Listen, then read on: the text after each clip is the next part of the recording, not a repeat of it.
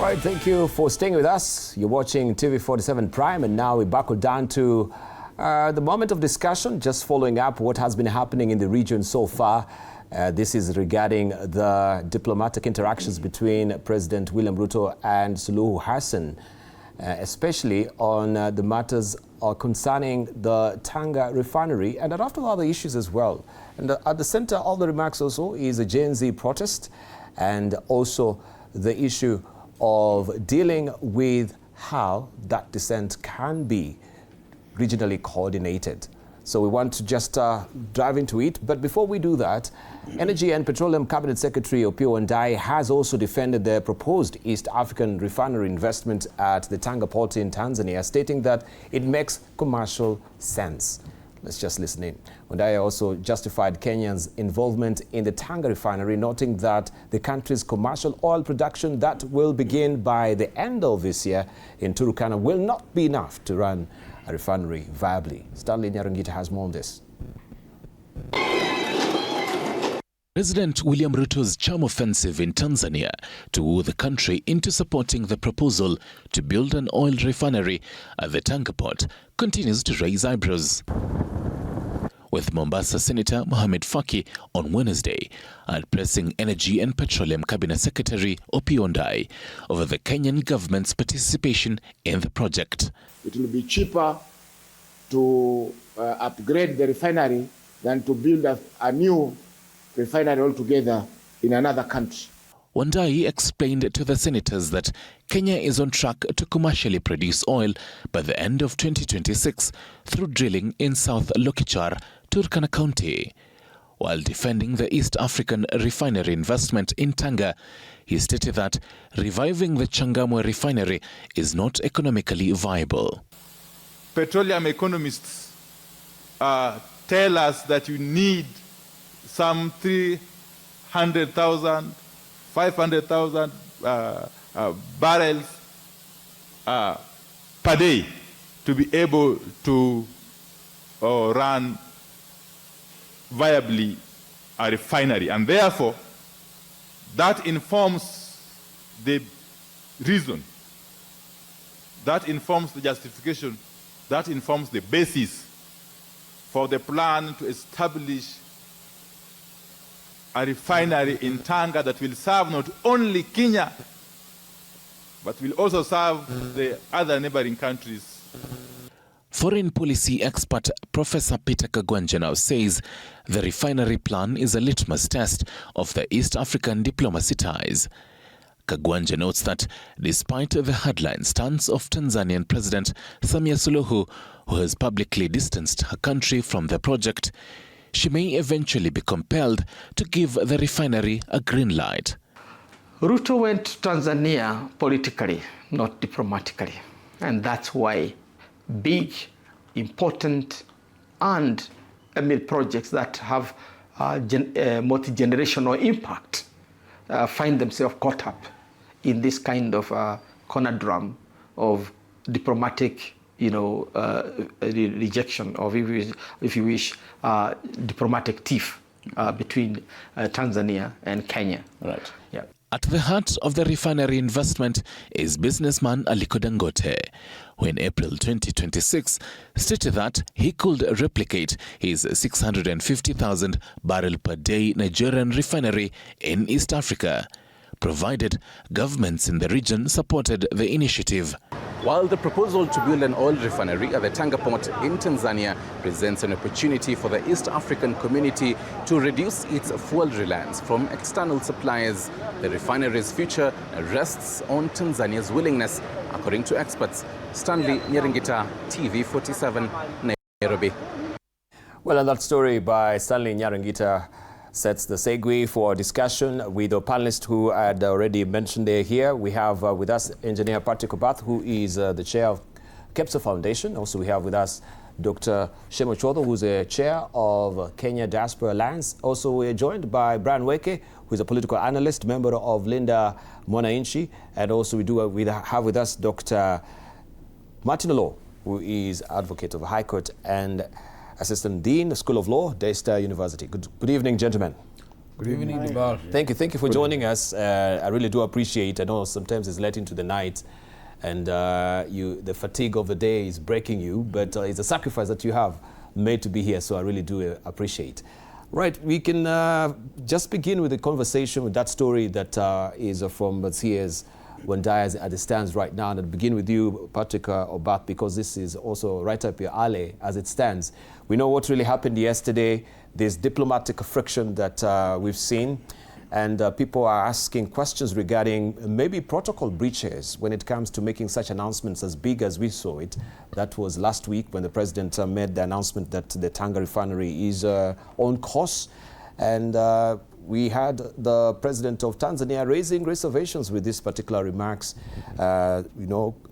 saying or quoting lack of prior consultation and also concerns about protocol adherence. Let's just begin from there. It's a good salutary effort that we should have a refinery, but following the proper channel is a different kettle of fish. Let's hear from you. Thank you very much, Dibal. I think I may stick with the technical rather than diplomatic side. But I mean, I think when you talk about a refinery in this day and age, you do not talk about toys. You talk about something big.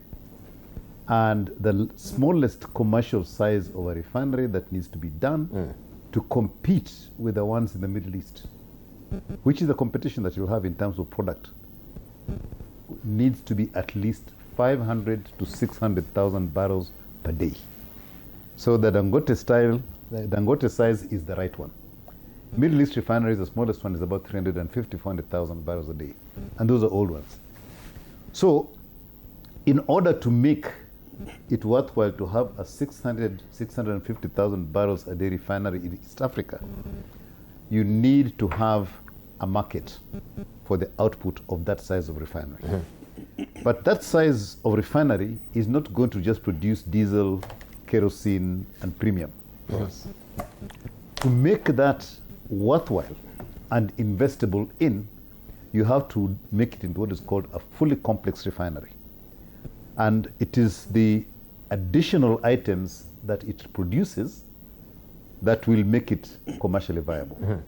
And those will lead to the production of textiles, pharmaceuticals, fertilizer, and so forth. And if you look at those are things that we are importing in Eastern Africa from other parts of the world. But that means that we need to guarantee access to the market of Eastern Africa, which is almost 300 million people. And that requires a political statement.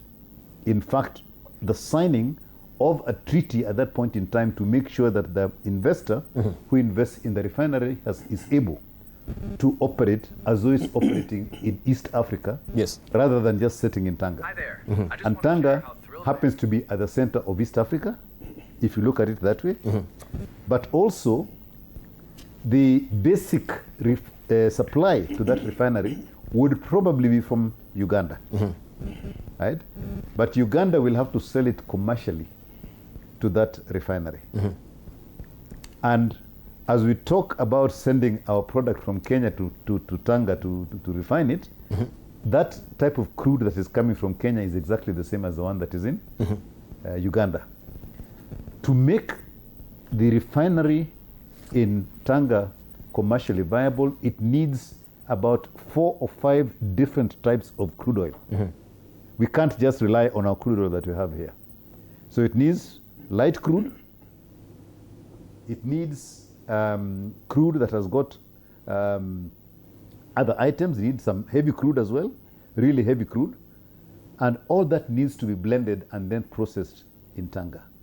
So that investment will not rely on oil from Eastern Africa only. It will require oil from Angola, from Nigeria, and from the Middle East as well. So when you talk about requiring the 3 East African countries to sign on for the refinery, it is more about signing on for the market. The countries cannot and cannot afford to invest in a refinery, because the cost of a refinery of that size that is required is in the range of 30 to 35 billion US dollars that is required.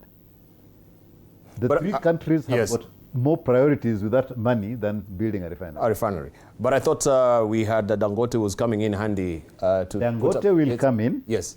Because that is the only way you can syndicate money in a private sector. But to put that refinery up, there are certain covenants that have to be agreed. One is the access to the market. That's the first one.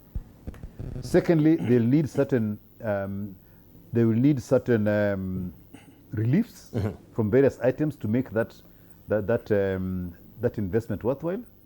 And remember, the life of a refinery, when you build it, is 30 years. To get back your initial investment, you need to operate for at least 10 to 15 years. So you've got to bulletproof that refinery against political will. The legal people can tell us how that can happen, because you need to have certainty that nothing is going to change over 15 years where you put it. And for that to happen, you need to have the agreement of the host country, plus the other countries which are going to give you the market. So we're talking. So there is a political minefield. Okay. In that place. Yeah. So we're talking about stability for the next 15 years. Yes. No political upheaval to but upset. Also policy. Policy. Taxes. What have you? All those kind of things. Because when you do your investment calculations and everything else, you make a certain set of assumptions. All right. Okay, let's come to Dr. Martin Olo on this. And of course, you've really stuck on the technical bit of it. We want to look at the diplomacy, the legal side of it as well. You can chime in. Brian Weke is going to look at the political side of it. And of course, Shemo Chodo is going to talk about the diaspora angle of it as well. You know, but the question of, yes, this particular proposal was not, diplomatic in any conventional sense. If you look at what really happened, it's a good salutary effort, yes, as we can hear from Patrick Obath, but following the propriety, procedural propriety, that was just something else that we saw yesterday. So the president had to really, bite, or maybe, what do they normally say? Not really bite the bullet. I think it's a guff. Bite the humble pie. I think it's a guff.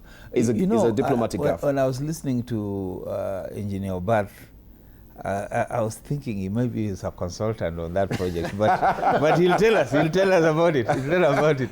But the point is that. By the way, he was a chair. You're a chair of, what were you a chair? Was it transport or something? Within the oil sector, isn't it? National Oil Company. National Oil Company, yeah. And before that, there was a task force. A Kenyan one, and we know where it is. It's on its knees. But now back to this Tanga thing. Yes. You see, for me, I look at it from the international law and also from a diplomatic perspective. Yes. You are an invited guest, and a highly ranking guest at that. When you have been allowed to go in and address the National Assembly, it means that's a very high honor. Then how do you make an announcement that the president who has invited, the host president, does not know?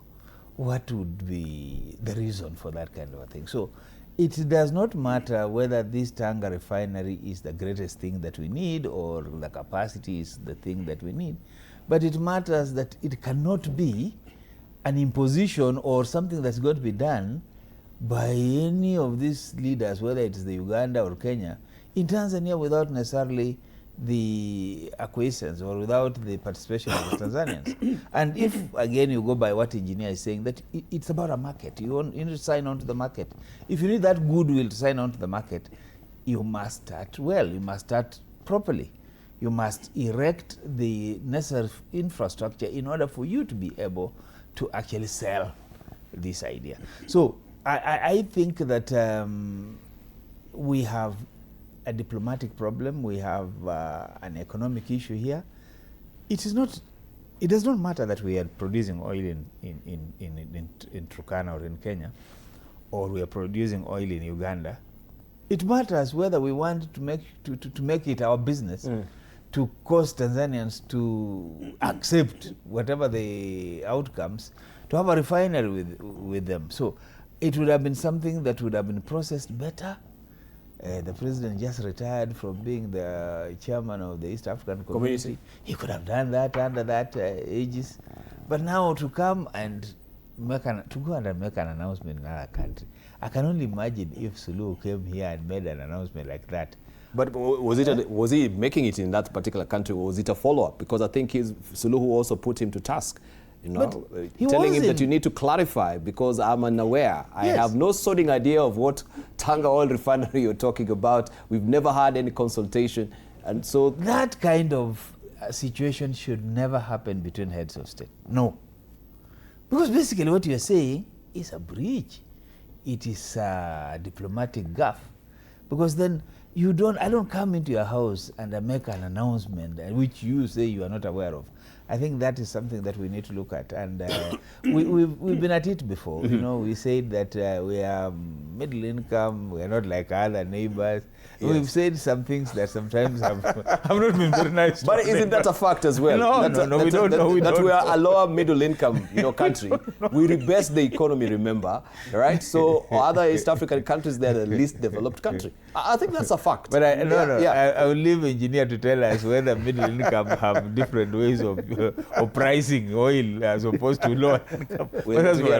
All right, let's hear from Brian Weke, because now we can see also Rigathi Gachagua has picked up this, Now it's become a weapon now to actually bash the president with the diplomatic gaffes as it stands right now, that we've exported now our allies, across borders as it stands. Yeah, it's become a material for import, and exportation, I should say. Dibal, let's call a spade a spade. We have bad manners. Like the other, I think a month ago, we went and launched SGR in Kisumu. We've done research. We've checked PPP, there's nothing. We've checked the budget, nobody has passed it. We've checked if there's an agreement, there is none. So, these small lies. And when I listen to our technical expert on this matter, Engineer Obat, when he talks about $30 billion, it sounds like a small amount of money. That is a whopping 4 trillion Kenya shillings. Yeah. Now you go to Tanzania, who has no known crude oil. Why do you want to take it to Tanga if there is such a project? If you look at the production, the best Uganda can produce is around 230,000 barrels. And that's combined in Kingfisher and Tilenga. So it is just bad manners. It is PR gimmicks and stunts that we see in our country. Because really, it's very unfortunate. You go to a country, is it that you do not respect a woman sitting president? Because you ought to have discussed this much earlier. Then you break the news, and a sitting head of state does not know that you're planning a huge project in her backyard. Surely, what do you call that? It is the same lies that have been given to us. The story is for in 6 months' time. The story is for within 4 months. Tumetafuta pesa, tumeweka, tumetenga, tutafanya, tunafanya. In a month's time or 6 months' time, chiefs will get what are they called? Tablets. Really, that was very, very unfortunate. Politically, even if you're saying that Nani has taken it as fodder, it is extremely, extremely unfortunate. We looked so unreal the way we do. Yeah. All right, so on this coordination gap, is there maybe a breakdown of communication also from the Ministry of Foreign Affairs? I think, of course, they are supposed to, brief the president on what he's going to say. Even the speech, of course, he read from, the auto cue as we saw it. I mean, it is well curated, knowing that we have such flashpoints that are going to raise eyebrows and questions, or maybe he was really put to the task. Where is a failure? Because we fail to understand it cannot just be the president himself at the end of the day. There's a whole machinery behind him. Dr. Shemachuodo. I thank you, Debal. I hold no brief for foreign affairs or for government, for that matter. But as a Kenyan and an East African, I must say, in principle, having a refinery, a working one, is a welcome consideration. But I think I would want to see, as a number crunching person, I would like to see more numbers. Yes. When some people say it's not idle talk, that why don't we upgrade the old refinery at Kipevu? I think that's where it was.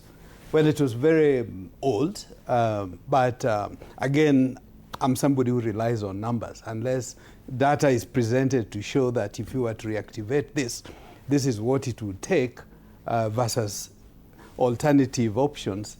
For now, I don't think we're seeing more the heat than the light, because nobody is saying, of course, a refinery, from the little I know about this, is that needs to be near a vast water reservoir. So having it in Tanga or Mombasa makes sense, or somewhere in Kisumu or nearby, where there is large reservoir of water. But that said, what's informed having it in Tanga of all the places? I think the pipeline from Uganda has probably reached or is reaching Tanzania. But there are many facts that have not been put on the table for us to scrutinize and say this was the best fit. But what worries me, Debal, unless the two heads of states are playing games, I wouldn't also rule that out. Because really, I mean, honestly, how do you go, let alone at the highest level, VVIP level of heads of states, even just going to another person's home or territory, and you announce something without their knowledge, and you're doing it in their territory. I mean, with a brave face, something isn't adding up. So hopefully we get to know what's happening.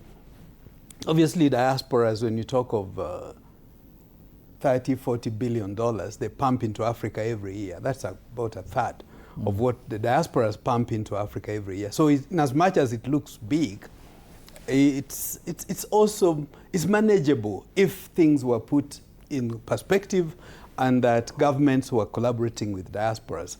We've been hosting an American delegation in Kenya over the past 2 weeks, and often they tell us, particularly the leaders of the Black Chambers organizations, they tell us, look, you guys are haggling about $1 billion while we are a $1.9 to $2.1 trillion spending capacity. And part of that money we want to trade with Africa, do business. This is what the team, for example, of about 15 people from the Yankee area, the Big Apple, as some people would call it, in town, were looking at that. What are the opportunities we can invest in? So yes, 30–40 billion is, of course, no small pocket change. It's doable, and diaspora could play a role, but it's an uphill task to bring diaspora on board, because they would demand accountability, governance, ethical practices, and so on, which are in a bit of short supply in the neighborhood for the time being. Right, so the externality shocks that we can see, especially with the Strait of Hormuz that is happening, I mean, we're bearing the brunt with other, jurisdictions around us, the entire world still. We're waiting for a happy medium to really come through so that everything can just come to normalcy, as it were. But it raises also concerns on our own capacity to, just have our own refinery. The conversation has begun. The viability of the oil in Turkana is questionable. I don't know. From the beginning, we had, the pilot phase. There was crude oil that was exported. We'd never heard of any immediate, benefit from it, whether it was actually viable, commercially viable or not, whether it was of the highest standard or not, according to, your experts. You can tell us on this as well. But we have oil in the country so far. The capacity is a question that also you're talking about. The whole essence of exploiting oil is not child's play. That's the first thing. The second thing is you need large quantities of it to make it worthwhile to exploit. So even talking about the 250,000 barrels a day from Uganda, that is at peak. Yeah?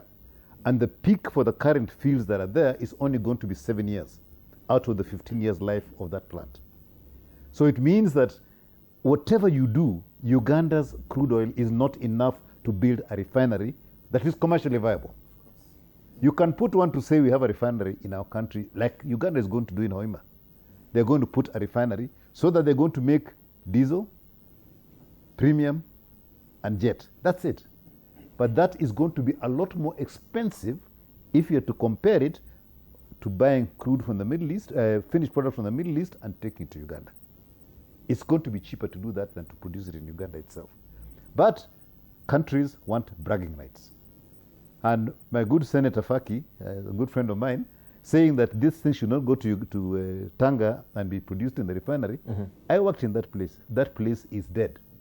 I think Kenyans have got to wake up to the fact that what is left in Mombasa is purely a rust bucket, nothing else. It cannot produce product at a commercially viable level. The crude that is coming from Turkana cannot be processed in that place. And if you want to process it, you must have a refinery of at least 400,000 barrels a day. The Mombasa refinery is 100,000 barrels a day. That's the capacity. So even if you revive it, it cannot make commercial sense. So that place is best sold as scrap, cleaned up, and we build facilities for for our strategic storage. I thought maybe it's functioning as a storage facility as it stands right now. Yeah, that's what I'm saying. Okay. Clean up all these refinery stuff and build for strategic stock and other things, but not a refinery. That is never going to happen in that place, right? It is better to do something else. So coming back to the viability of our oil reserves in East Africa, currently the maximum we can get from Kenya and Uganda combined is probably going to be about 400,000 barrels, maximum. But that is at peak production, right? And I said peak production is normally 7 years to 8 years, depending on the kind of technology they use, whether they're going to pump pressure in to get more out and so forth, which is more investment. The ideal world would have been to have Kenya, Uganda, and South Sudan jointly co-invest or at least cause an investment to happen somewhere in Lokichogi or whatever, that part of the world. Yeah. And my good friend Shem, Dr. Chodo, you can actually have a refinery in a desert. All you need is a small amount of water for processing, right? But you don't need a lot of water for that processing. What you need is for crude recovery. But you can put it there. And the benefit of a refinery of the size of 400,000 barrels, 500,000 barrels a day is the secondary industries that it will spawn. That is what will have an effect on the economy of the countries of East Africa. And once you've got the basic 400,000 barrels a day producing your raw material for secondary industries, that can now be done in Tanzania, in Kenya, in Rwanda, in wherever, and you can spread it out. And you then get the benefit. Now, to structure that agreement politically across 4 or 5 countries, I would like a professor here to sort of tell us how that can be done. It's complex, right? But if you started from a clean slate and said, this is what we desire to have, design that, and then put the rules on top of it, it could happen.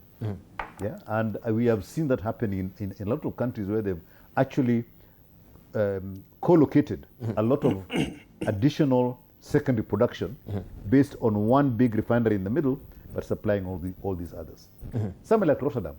Rotterdam has got a massive refinery, but they're exporting a lot of material into Europe, into secondary industries, to produce all your textiles and so forth. Yes. So for East Africa, 250,000 barrels a day is great. We've got oil in our country, but for commercially whatever, for commercial production, it is not that it's not great. It's not viable. And you even have something that just to complete that. If you export 150, if we escort a barrel out into Saudi, say, or into a refinery somewhere, yeah, and so you export it at $100 a barrel, the product that comes back will come back to you at $150 a barrel.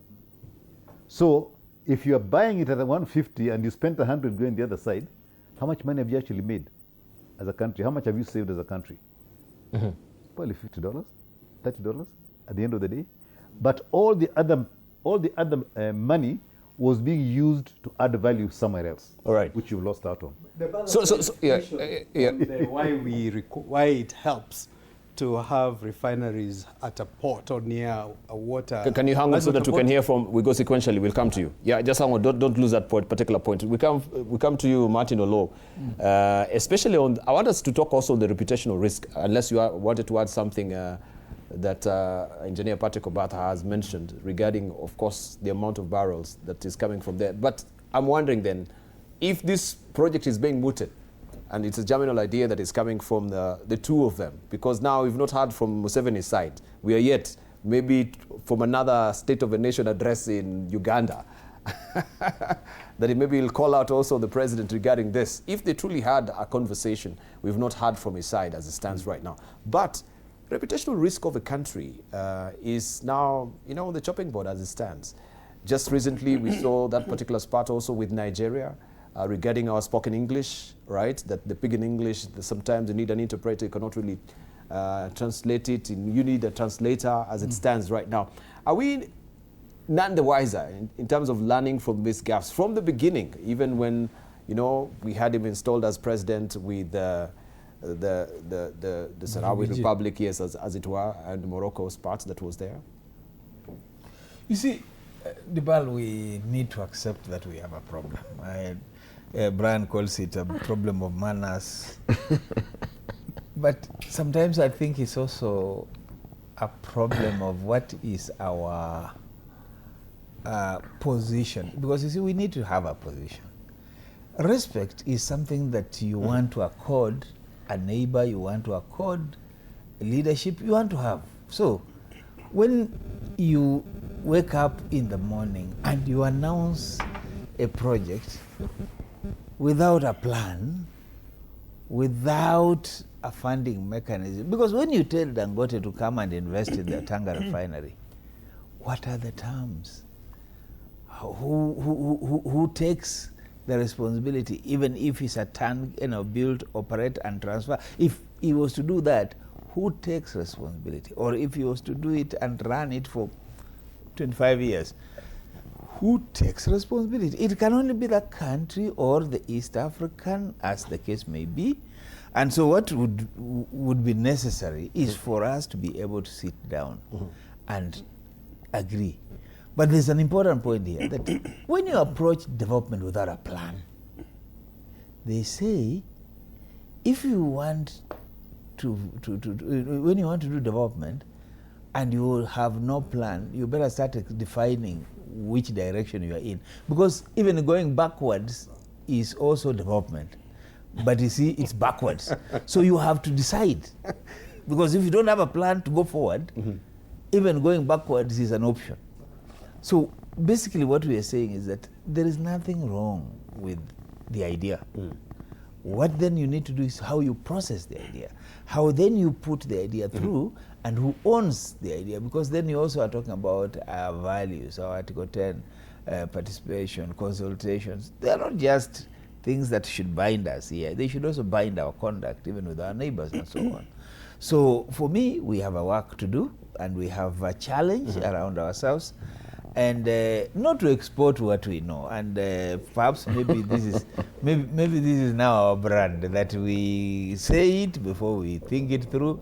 We say it before we plan, and that doesn't work well, because basically what you're saying is that by the time you are making an announcement, let it really be a rolling out plan that is happening, but not just ideas, because ideas are okay, they're welcome. But the world does not work like that. The world works with, you think, put it on paper, get your number. It's Dr. Ochoa is saying is a number crunching. Get your numbers right, and then go to town. Even investors will see what their investments is likely to bring them in terms of return on investment. Without that, we are just doing our usual politics. It's just a shaggy dog story. Let's hear from Shemo Shodo. You wanted to say something briefly? Just to clarify, a number of refineries are necessarily by ports. For example, Port Sudan, the pump oil from South Sudan to the port. Mostly it's because of transportation. Either you bring in crude or you take it out. And of course, the sea is one of the ways to transport it. And that's why, even though we could have the refinery almost anywhere, but it makes economic sense. Again, going back to the number crunching. But I like the idea of thinking regional. Yes. Because it's true, if we had, and obviously, I think we're all saying the same thing here, that, you know, as heads of states, what used to be called the coalition of the willing, you would have thought that South Sudan, places like Somaliland, or Somali for that matter, there are believed to be large tracts of minerals, but including oil. But of course, I am also a bit cautious because of the technologies we use to gauge how much oil we have. We probably have more or less than what we are currently tabulating. So this is why, for me, I know figures are being floated, but the authenticity of these figures themselves cannot be verified. Cannot be verified. And we need to get the best of technologies. Now there are more affordable technologies to gauge to see what we have. So a regional approach to the program, I think, is commendable. But really there must be, it really should be the technical people talking like the people I see around here, like Engineer Obath and the others, before it goes to the political level, unless the agenda was not really to achieve the ultimate goal of having a refinery for this region. But getting an alternative, seeing what we have had to go through with the wars that are happening, the global crisis, it makes sense, but it's got, the number crunching has got to be right. Isn't it surprising that Engineer Patrick Obath was not in this consultative forum? I think he should have been, you know, the first port of call to try and give direction. Anyway, let me come to Brian and also look at when you're talking about regional coordination. We've had also President Suluhu mentioning the fact that we have unruly children in East Africa, and that there is the need of trying to rein them in, you know, by having a regional coordination on how we can suppress these unruly children. And you've had also a story we just ran it by our viewers on from the human rights sector, now coming and raising reservations and hesitations on what the president really spoke about. And we've seen what has really happened. 500 lives have been lost in Tanzania in the recent. Just because you don't agree with them, they are not unruly. Please go ahead. That is a characterization we had from the president. Yes, I know, ourselves. They are unruly. You know, the Gen Z protest is unruly, and they are unruly children, she said. You know, before I come to that, I just want Dr. Shemo Chuodo to take the numbers that is being given by engineer, because I'm verifying them. Those numbers are very correct. Basically, what engineer is trying, you know, he's a very diplomatic guy. He's saying it is not commercially viable to invest 4 trillion in East Africa unless you're bringing in crude oil from somewhere else. Now, you know, Dibal, consistently as a country, we have been played and we've been lied to. You know, our capacity in terms of agriculture is very minimal. Our biggest market is the Northern Corridor. All these things you're trying to bring for us, I don't know, crude oil, I don't know what. The government of the day needs to focus on the Northern Corridor. What is the Northern Corridor? Is how do you link the port of Mombasa to Uganda, to Rwanda, to Burundi, all the way to Eastern DRC. That is what we need to focus on. All these things you're seeing are razzmatazz, are stories. I think our president wanted to just to excite those members of parliament. If you ask me, whatever makes sense to us is how do we link the Mombasa port all the way to Eastern DRC. And that is what the discussion should be. Now, the world is moving away from this fuel oil business. You can see now people are focusing on clean energy. Is it? Yes. Is it really? Or maybe it's just a fetishization of a renewable energy? You know. When it really comes, you know, I don't want to say that something hits the fan, right? Just because we are... the biggest, but when it comes to the biggest consumption of fuel is actually cars and what you'd call transport, lorries, name it. And you can see the world is actually moving away. I know it will take time, but that is the future. You can't sit down and discuss whatever you're producing. First of all, in Kenya, let's call a spade a spade. When you saw those guys stay there for that while and they just walked out and left, and they never came back. Clearly, whatever we are getting there is not economic viable.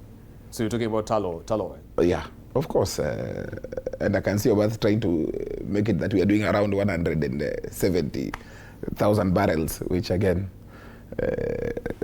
is neither here nor there. I'll come back to the issue of what the Tanzanian president was talking about, our Gen Zs.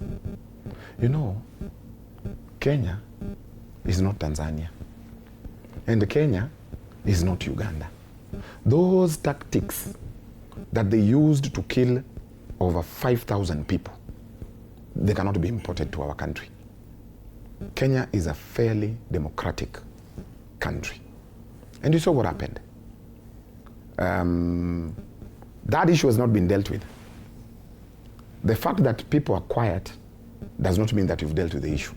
No, but we had a report, coming from the commission and raising accusatory fingers to external forces that really perpetrated, the upheaval in Tanzania. So in a very nuanced, subliminally way, that finger was being pointed towards Kenya. Dibal, what was being communicated to us is that there were very subtle threats. The elections are coming in our country. We finalized the Ugandan one. We did finalize the Tanzania one. So those are very subtle threats that are being sent to us. We want to inform those individuals, Kenya is a totally different ballgame. It will not be as easy as they think. And if you think I'm joking, try and switch off the internet tomorrow. Kenya is a totally different ballgame.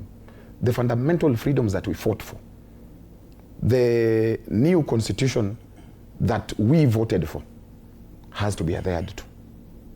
And that I can see people those are things we cannot negotiate about. The fundamental freedoms, the freedom to speak, the freedom to expression, the freedom to political choices, multipartyism, those are things that we fought for. And the people died in this country. So I can assure you, we will have very, very, very free and fair elections. This time around, we have planned to the polling station. And we are creating apps in every polling. It will not be easy. You can take that to any bank. You as who?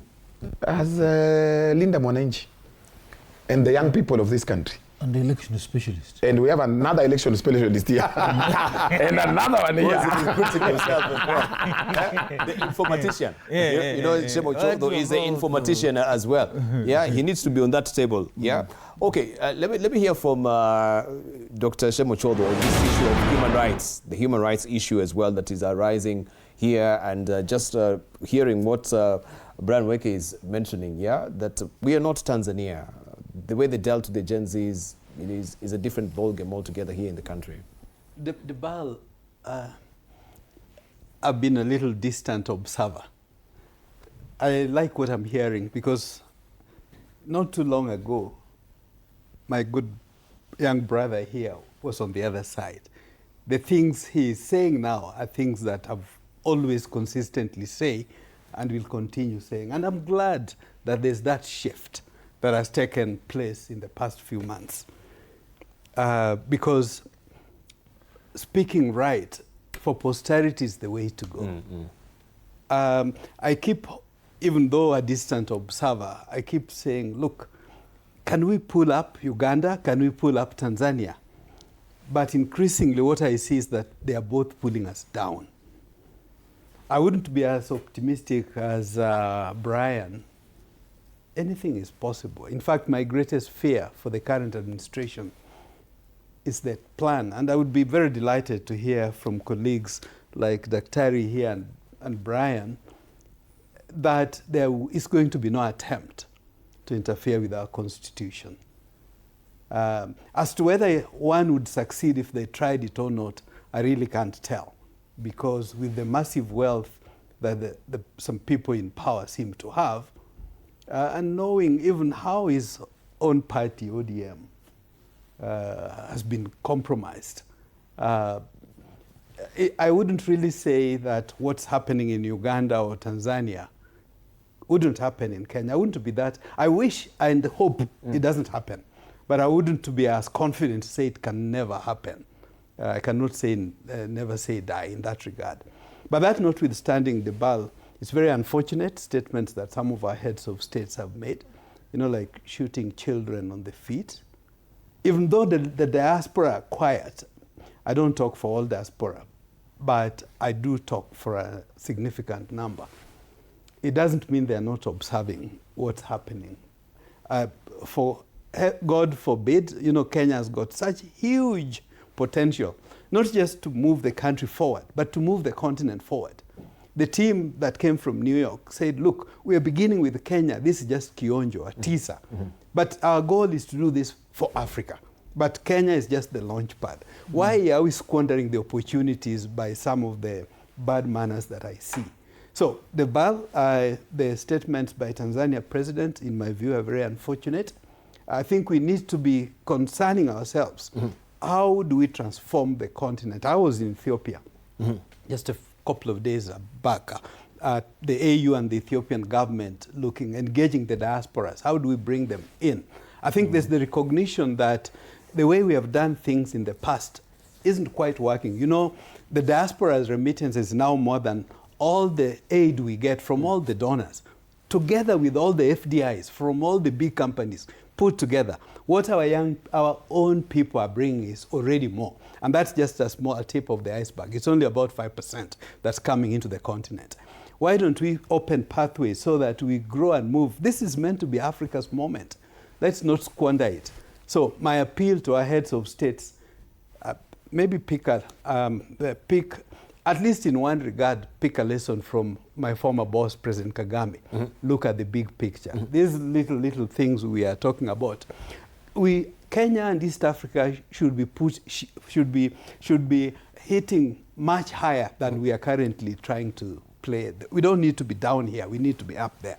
But that's not possible when we have the kind of what we are seeing in our leaders today. I think even the leaders, at least my president, I know I served with him in parliament, has got greater potential than what's being exhibited. When you were talking about earlier on, foreign affairs advisors, where are they in all this? Yes. I keep asking, and then there are also very fine men there. My colleague, the Prime CS was my colleague in college. The PS is a very refined diplomat. Are their advices being taken or is being ignored? Are they giving advice or are they leaving other people for officialdom to take center stage? I really don't know. That's part of why I said I'm not holding brief for government. But what I'm seeing could be much better. Right, Patrick Obath, you want to comment on this as well? Bearing the fact that we have a very big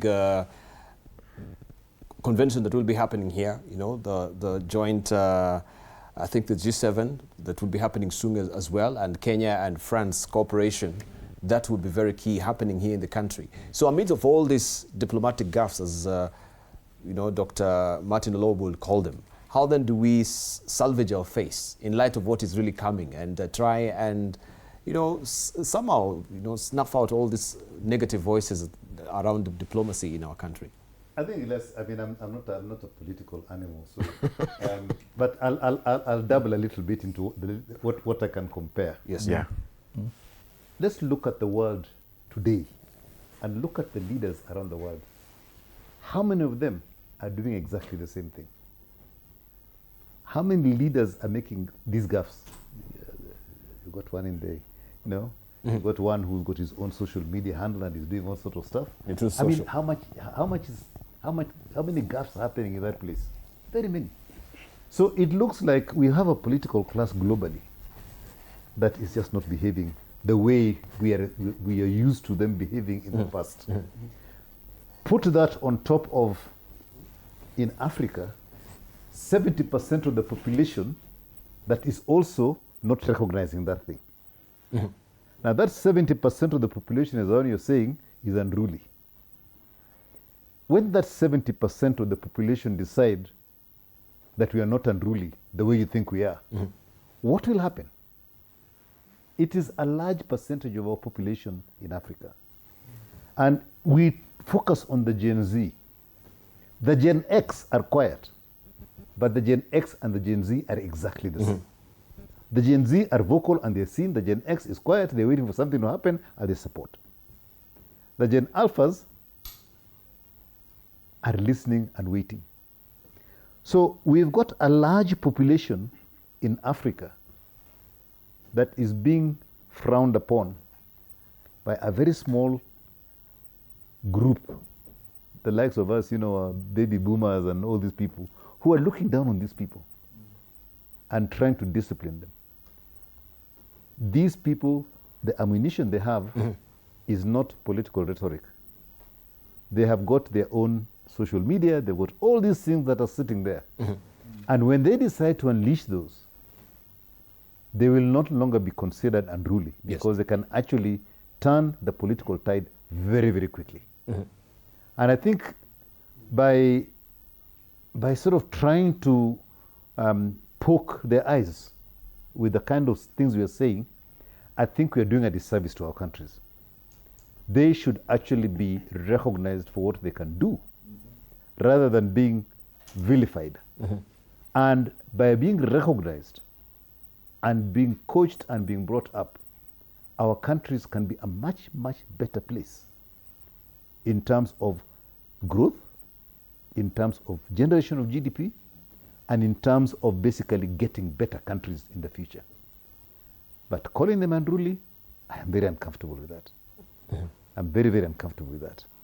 And when you see what people are doing into Africa, the French are coming to. Yes. They're coming here, in fact, in a week's time. We are having the Africa, the France Summit. France Summit. Why is that happening? It's because the opportunity for trading in Africa is big. But if Africans can't trade, other people will come and teach us how to trade.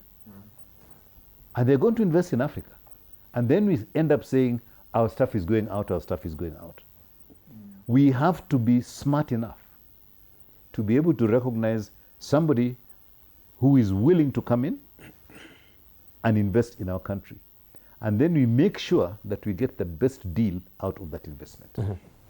And that really is what is going to happen next week on Monday. When you have the summit, I'm going to be present in the sort of in the business side. Okay. That is precisely what we want to lock in, is to lock in the opportunity for getting that investment into Africa and making sure that we get value out of that investment in this country, in whichever way, whether it is people coming to manufacture here, or whether they're coming in that they want material that we have, we must do value addition in this country before we take it out. And those are the things we should be focusing on. Even the Dangote refinery people are talking about in Tanga. It's the same thing. Dangote, don't look at him as Nigerian or whatever it is. He is an investor. Somebody who has got money and is looking for a place to invest that money. And if we play around with his name and the kind of things that he can do, he'll put that investment somewhere else. Right? Mozambique will be happy to have that investment in that place. And we've always said he was here before, trying to put up the cement clinker here in the country as well. In Tanzania. Yeah, there was a dead hand of the bureaucracy and corruption. So yes, that really came along. I talking about the Gen Zs and all whatever there is and belittling them, I think is a big mistake. Those are the future of our country. And whilst they operate in a different way, maybe from what we don't understand, let us understand what they're talking about and let us turn that into an opportunity for making Kenya, Tanzania and Uganda great again. Fantastic. But doesn't this also maybe expose the generational disconnect that is there? That, the current political establishment cannot really relate with these voices that, they're diametrically different in their expressions than what we are actually used to. That Suluhu is not really accustomed to this, especially in the country has been, I don't know if it's been heavily conservative and is very different from Kenya, as it were. No, I think let's face it. We are the minority. The majority are on the other side, the young people. We have no basis whatsoever to say that the young people are unruly. They are in fact, going by the example of Gen Zs in this country, holding us to account on our own averments, what we have said. For example, they have asked us that you people have told us that we need to be people of integrity, but you don't seem to be having integrity. What is wrong with that question? They have told even church leaders or religious people that you people are not the true salt, that you are not doing the right thing. They have also challenged the right. These people have said, have told politicians, that politicians have told them one thing and they do another. They have told them they are going to do development, they do the opposite. They have told them no corruption, they do. So these young people are facing us in the eye and giving us the very mirror we have been using to them and for the society. So how do you call them unruly? Yes. Just because they don't agree with you, just because you don't agree with them. I spend a lot of time with young people. Yes, they have challenges, but they are also determined to go where they want to go. They want to embrace IT, they want to embrace the future, but they are also interested now. Look at Nico Kadi. They are now interested in what happens. They've realized that they have been bystanders and that they have a vote. So these young people will vote. But the result, when they vote, the response should not be to kill them. Response should not be to maim them. Rather, accept if they vote against you, say, okay, I live another day. Because this is democracy. And to promote democracy, you know, earlier on, I think we were saying about the Constitution. Was it Dr. Chodo? The point is, if you look at this government today, they just want to go in to the next term. And when they are into the next term, they want to make sure they go there with the two things. One, majority in the local county assemblies and majority in the National Assembly. Then the next thing you will hear is that we don't like this in the Constitution, we don't like this, we want to change the terms and so on. That is something we can say they are likely to come up with. And so Kenyans should be vigilant. They should know that the price of liberty is eternal vigilance. Let them stand up and know that you make a mistake, you give these guys numbers, they will mess you up with it. At least from where Brian and his team sit, we don't think that they will want to assault the Katiba. But there are people in this country whose problem, as far as they are concerned, is this Katiba. When it is the single most thing that we have so far, that is a hard nut to crack. Because it came from a history. We came with our tattered Lancaster House Constitution. We mutilated it to a point where we didn't know exactly what the previous paragraph was referring to compared to the next paragraph. Now that said, we are in a position to say that this Constitution as it is, yes, it is strong, but it also provides on how it can be amended. And anybody with numbers can actually approach that amendment clause. But if they do, Kenyans still have a responsibility to vote no, depending on what the question at the referendum is, or to vote yes, depending on what the question is. But the bottom line, this Constitution has not even been implemented. Let's not even talk about it. To its fullest. Let us try to implement it. Even if we didn't implement it to the fullest. You know, the problem we have is that we are so preoccupied with wanting a constitution. But the problem is not the constitution. The problem is us. We are the problem. We don't want to be accountable. We don't want to be held within certain confines. And we think it's the constitution. That's not the issue. So, yes, there will be those attempts. But the point we want to make is that the Kenyans have become of age. Young people have become of age. And they are now conscious and they are talking. So politics is no longer a preserve of the few experienced people like Dr. Chodo here. Now young people want also to occupy that space. Yeah, and this is their time. All right, I think that brings us to just a station break, and then we circle back with more as at the tail end of the program. Just looking also at the Africa Front Summit that will be happening next week. Development also within the party politics as it stands right now. They're putting out feelers on whether we can see a duo of Kalonzo and Sifuna being on one corner of the united opposition. What will this really portend on the political landscape as it stands right now? We take a short break. When we circle back, of course, we shall be interrogating these issues, which is compelling on our attention right now. Don't go away.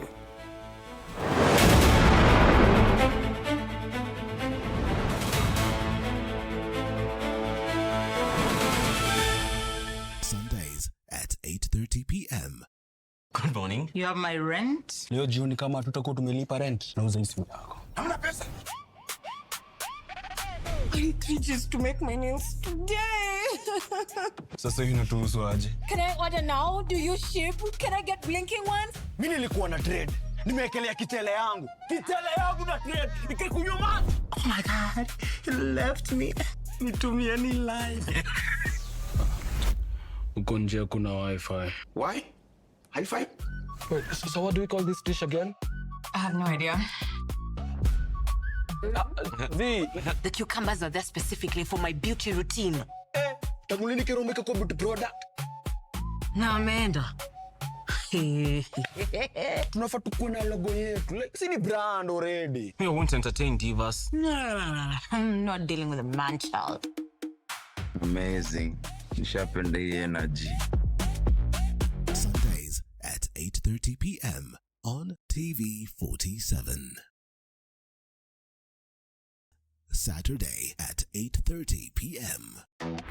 My father used to tell me that our hotel is the home for travelers. I guess I forgot that. Recently, it's been more of a mirror of my own ambition. Ooh, yeah. We might fail. We will probably fail, but not for a lack of trying. So for the last time and the first time, welcome to Connect In, the best experience in Eastern Central Africa and its environs. Saturday at 8:30 p.m. on TV47. Wednesdays at 8:30 p.m. This is a very serious place. I see that. Surely. Hey, Nyumba. This is the place. Just for a few days. Rule number 2. Kwani Google inajua maisha yangu wewe? That's my seat. It's a chair. It was hers. You're new here? Yes. You learned the rhythm. This place is run by structure. Structure. It is a system. Ni venye tu ni system haisikizi. And what happens if something you haven't chosen enters your day? I remove it. That's not always going to be possible here. Then you are going to have a problem. Noted. What are you planning? To escape from a resort? This is not a resort, my friend. This is a storage. Wednesdays at 8:30 p.m. on TV47.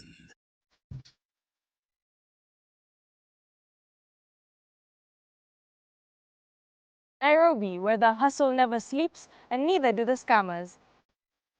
Link up, we are talking about something that's affecting all of us. We are talking trust. We're diving into the campus life. Stay fresh, stay safe. Stay linked up.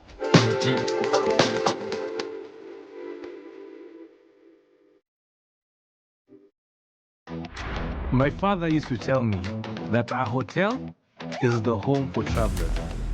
I guess I forgot that. Recently, it's been more of a mirror of my own ambition. Ooh, yeah. We might fail. We will probably fail, but not for a lack of trying. So for the last time and the first time,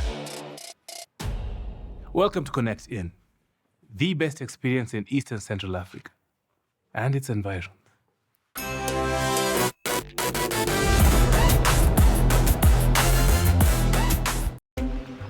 This is a very serious place. I see that. Surely. Hey, Nyumba. This is the place. Just for a few days. Rule number 2. Kwani Google inajua maisha yangu wewe? That's my seat. It's a chair. It was hers. You're new here? Yes. You learned the rhythm. This place is run by structure. Structure. It is a system. Ni venye tu ni system haisikizi. And what happens if something you haven't chosen enters your day? I remove it. That's not always going to be possible here. Then you are going to have a problem. Noted. What are you planning? To escape from a resort? This is not a resort, my friend. This is a storage.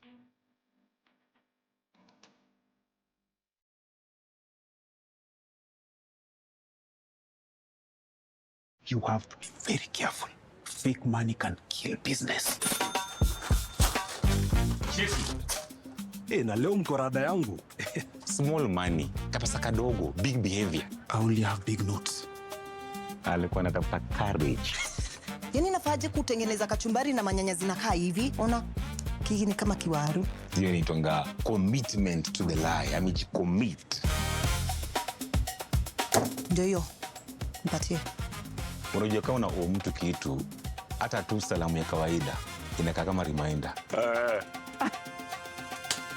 Habari yako?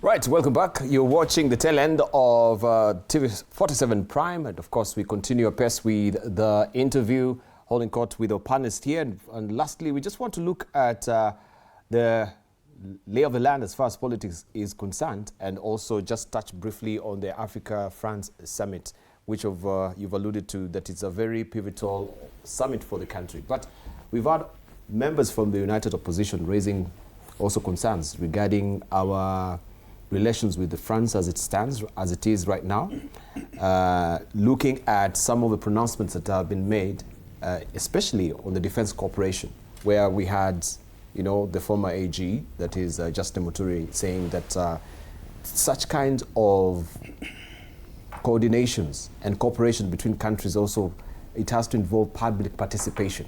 So I don't know, much of politics also will weave into this as well. But looking at this summit and how France has been received elsewhere within the continent, people are raising also reservations. I don't know, maybe they're casting their eyes to East Africa, knowing what has happened also in West Africa, especially looking at Burkina Faso.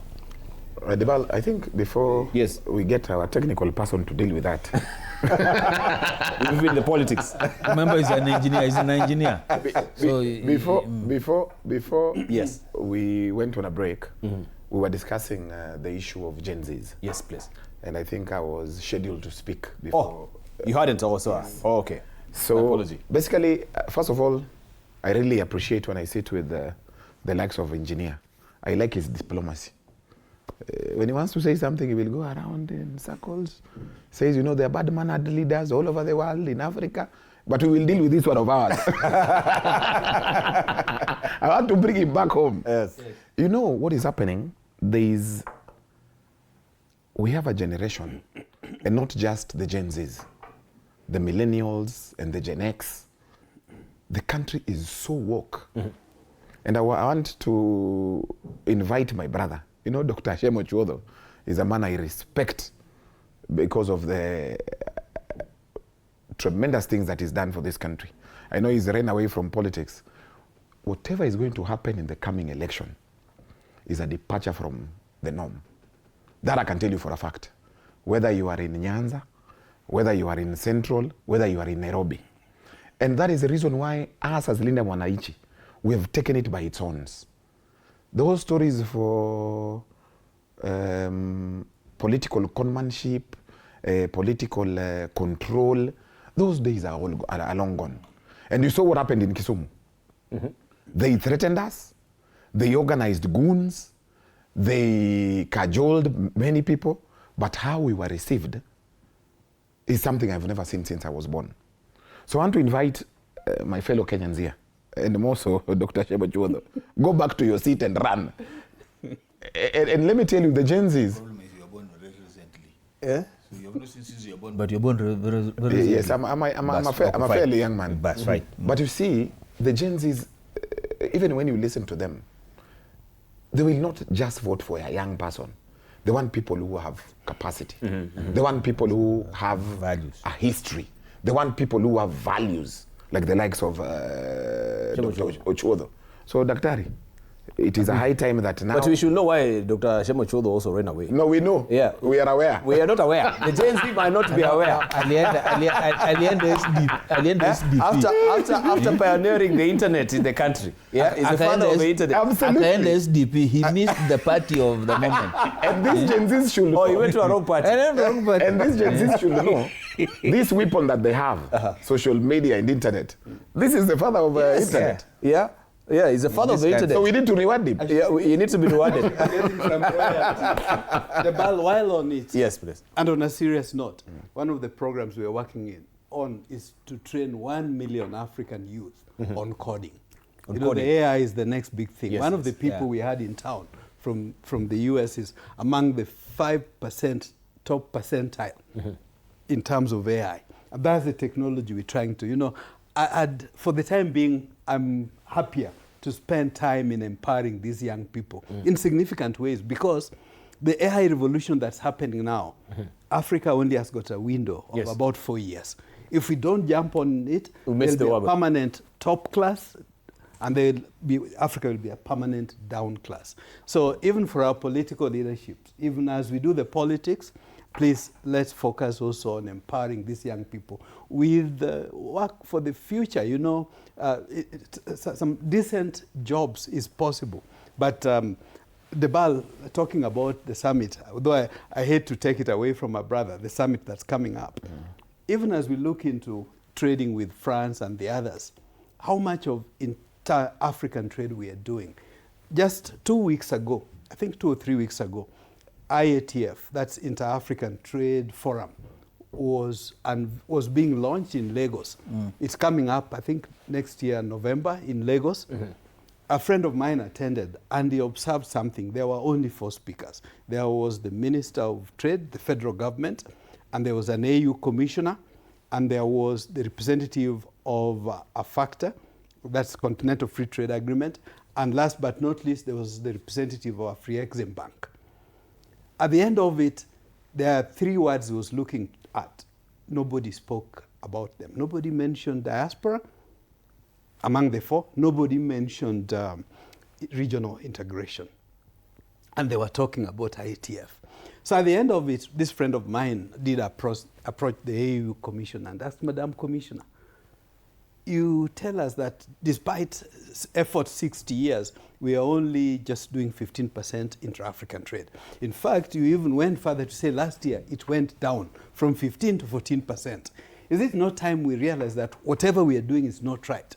For me, the answer, I could only add a third thing, faith and doing things ethically and integrity. But diaspora, technovation, regional integration are the way to go. So even as we deal with France, look more internet. Right. But sorry for taking it away. But you've taken it. You've taken us there to France. You've taken us to France.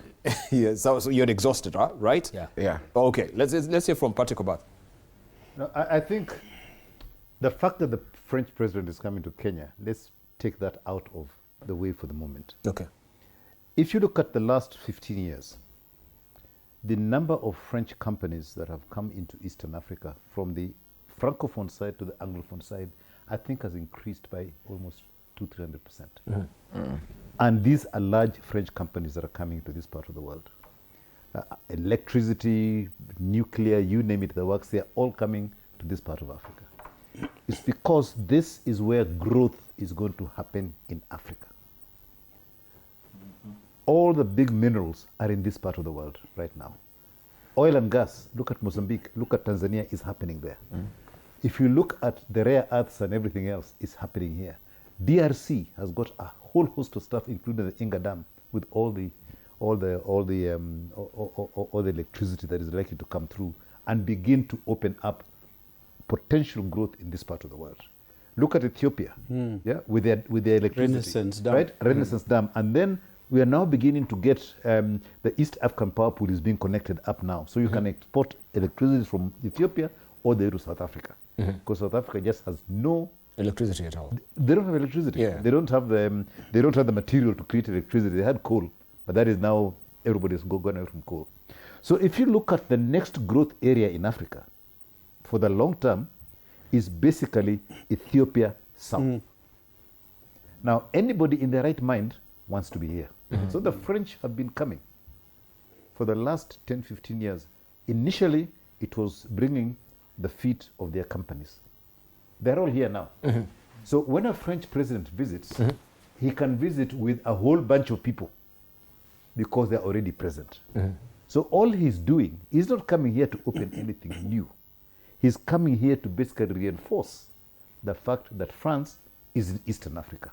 It is not to be considered as having only been in West Africa. Which is what people tend to associate France with. France has got a very, very strong presence already in this part of the world. So he's not coming to bring anything new. He's not coming to sign any new agreements. All he's doing is coming to affirm that they're present here, so that the world gets to know that France is in this part of the world. Yeah? And if you look at the growth in terms of the trade between the East, the South, the Eastern to Southern bloc with France, that is growing faster than with the UK and the other countries. So let us just look at that and consider, why would a French president make it to this part of the world? It is not that they are coming for anything new. They are coming to cement what has already happened. And also, let's get it. France is looking to new markets. France is looking for new friends. The old model of France, the colonial master and Francophone countries, that model has collapsed. When you look at Senegal, you look at what is happening generally in West Africa, that model has collapsed. Yeah. So France is looking for new friends.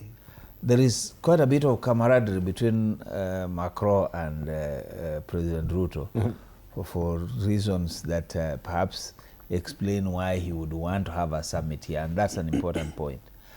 Are French necessarily people that you require for purposes of empowering development? Perhaps not, because they have tied aid. It comes with their you have to buy their their staff and so on. So they are not your most favorable, but they are now bringing in business. It's more trade and less of aid, and that's important, because all you need to do, and as we were saying earlier, what we now need is an African leadership that seems to have an agenda that it articulates, that then meets with the other business partners, if you like, somewhere midway.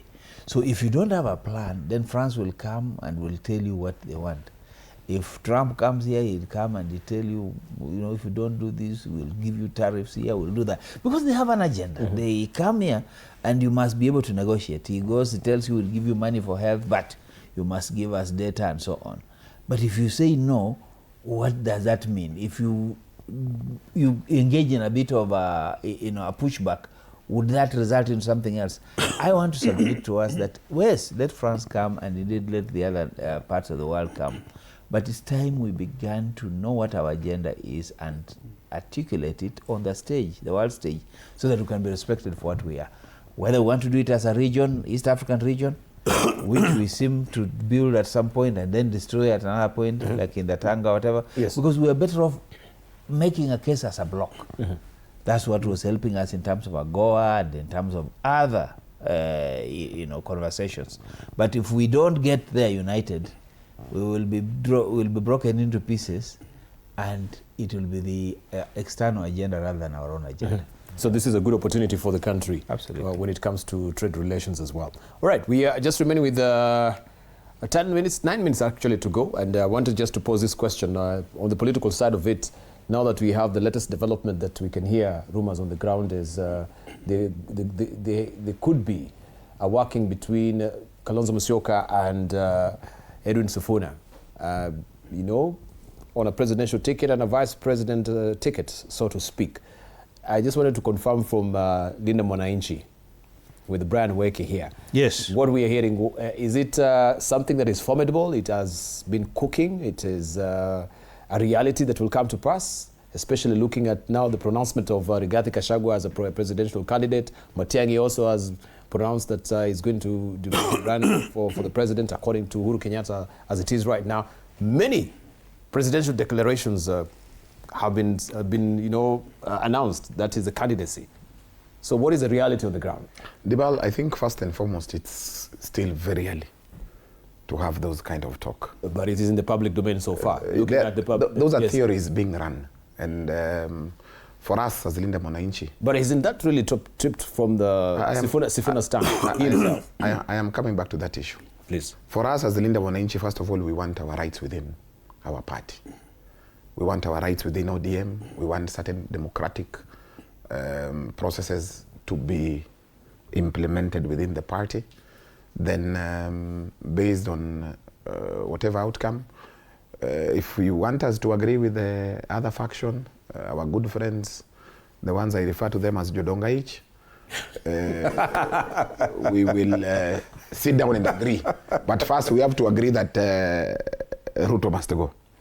But on the scenarios, for us, we are popularizing Linda Mwananchi, and we are going to each and every corner of this country.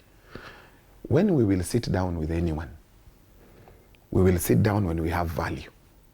We will sit down with anyone and they will say, okay, how are you guys doing in terms of the opinion poll?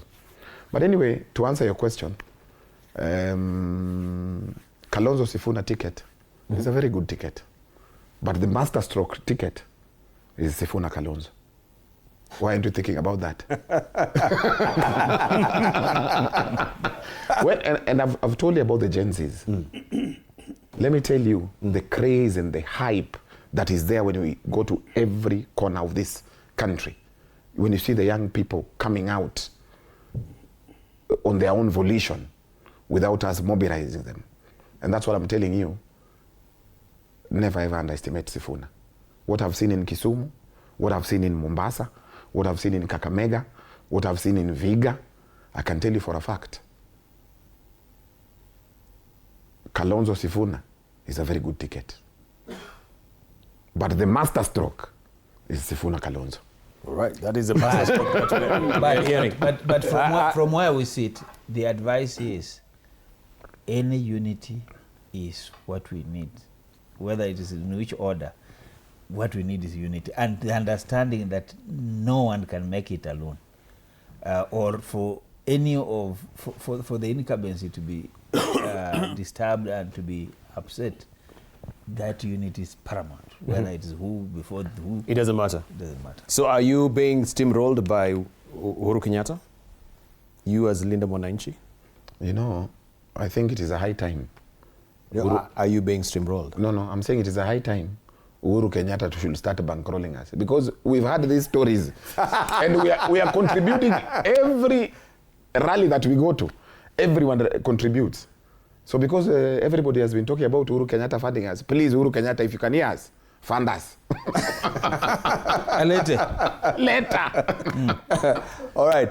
I know also you've been egging on Shemo Chodho to join the fray. As it stands, he's been out in the obscurity politically so far. Maybe this is his good time to come back. I want to agree with the position that Dr. Chodho is taking. There are better things. There are more things. There are other also things to do. We don't all have to be in the same space. So if it's empowering the young people with the AI, and you said 1 million, that is also a good thing. Yeah. So I want to discourage him from taking the bait from Brian. But anyway. Are you considering by any chance also Dr. Shemo Chodho on a comeback politically? The ball, there's a time, there's a season for everything. There's a season to go out into obscurity and there's a season to come back. Well, yeah. When we talk of obscurity, it depends. You know, God has been gracious. We've had opportunity to help other countries that valued the services that we have and still do that. We're in December, for example, in Somaliland. Amazing potential. In Ethiopia last weekend, amazing potential. In fact, we gathered that they are building a bigger dam than even the Renaissance Dam, which was largely done by diasporas. But then, interestingly, when we talk to them, they think to believe that the Kenyan diasporas are doing much better. And this is part of why I feel so bad that we are hitting below where we should be. Because the world thinks, you know, when you talk of the Silicon Valley, the Silicon Savannah, it's over here. I see a number of conferences, meetings, led tech conferences. But what pains me, when you find a room full, you rarely see people who look like you and me. You know, why is it that the rest of the world are those are seeing the potential in our young people? For us, we think they're just good for being damaged, like whatever president, the neighboring president was calling them. There's so much potential that these young people, they can be helped and empowered so that they make Africa great again. But this is Africa's moment. Let's not lose it. But let's utilize the resource that's within and without. Okay. I think, Shem, you just touched on something that that has just lit something in my mind. When you talk about the fact that people think there is more money coming into Kenya from the diaspora, the fact is actually correct. Sure. But the difference between Ethiopia and here is that whatever little they had was targeted, all of it collected into one massive project that has brought a big difference in the country. Sure. It's been invested. True. The diaspora money that is coming into Kenya is giving my grandmother beans. Consumption. It is consumption. Yes. It is not investment. And if we as a country could fathom and fashion an investment opportunity that is going to transform the country, that investment opportunity will be massive. And as we said at the very beginning when we started, it could be that refinery in Tanga. Right? That's the kind of money that the diaspora can bring into this place. So are we ready as Kenya to put together the ideas that we have, structure them, and follow through to generate development in this country using this kind of money that can come into this country? That really is a question we should be asking ourselves at the end of the day. Yeah. There is a lot of money in this country, but we have not been able to structure deals, opportunities that money can go into that at some point will come back to us but leave the country a better place. That really is what the difference between what Ethiopia is doing and what we are doing here. Right. If you permit, a program being as we're winding up, yes. A program being evolved is what we call the perpetual engine. Perpetual engine. Yes, that the diasporas are working on. And that would include a fund, of course, with the partners. But an appeal also to the political leadership. You know, diasporas have been watching. IBC has been registering voters. Yeah, diaspora has been left out. I know. Yeah. The fact that they're quiet doesn't mean they're not watching. A lot more needs to be done, and I'm hoping that cue will be taken.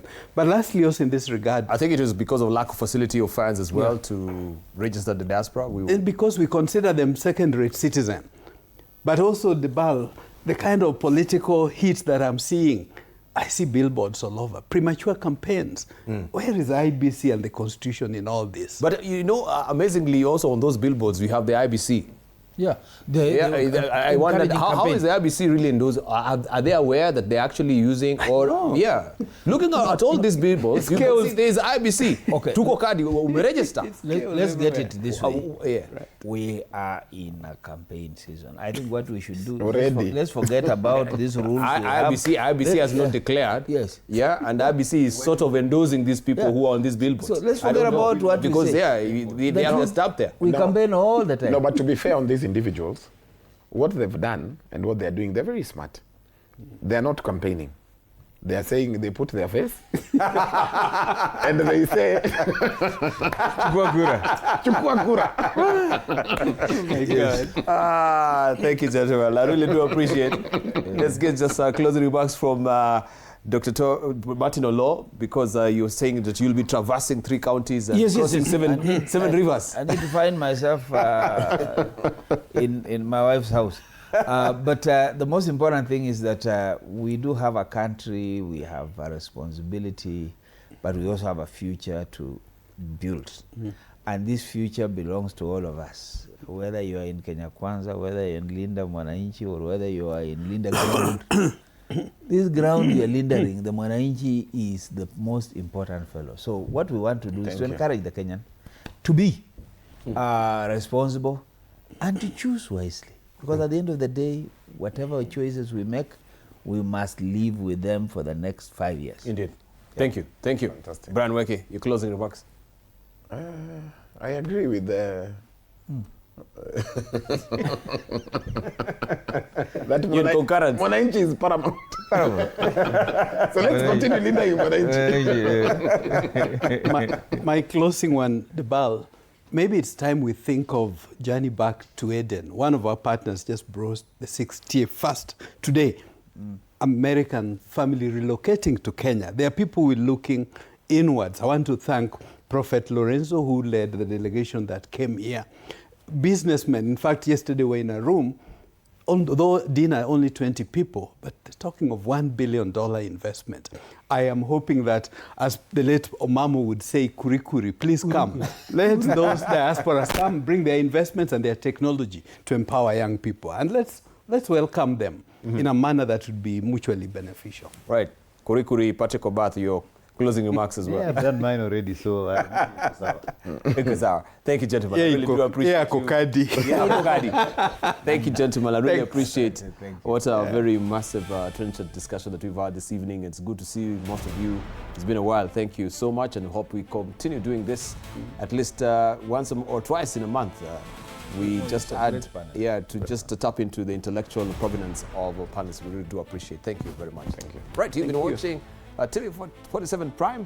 And thank you very much for your valued company. As always, we always say, in essentials, unity; in non-essentials, liberty; in all things, charity. So let's be charitable. Let's congregate about things that are essential to this country, constitutional order, and fidelity also to that constitution. It really matters. Thank you. And realize as well that human life is of essence, it's paramount, and of course we have to protect the human rights, especially with what is rising right now, as we saw in our news with the femicide and the resurgence of it in the country. Thank you very much. Have a restorative night.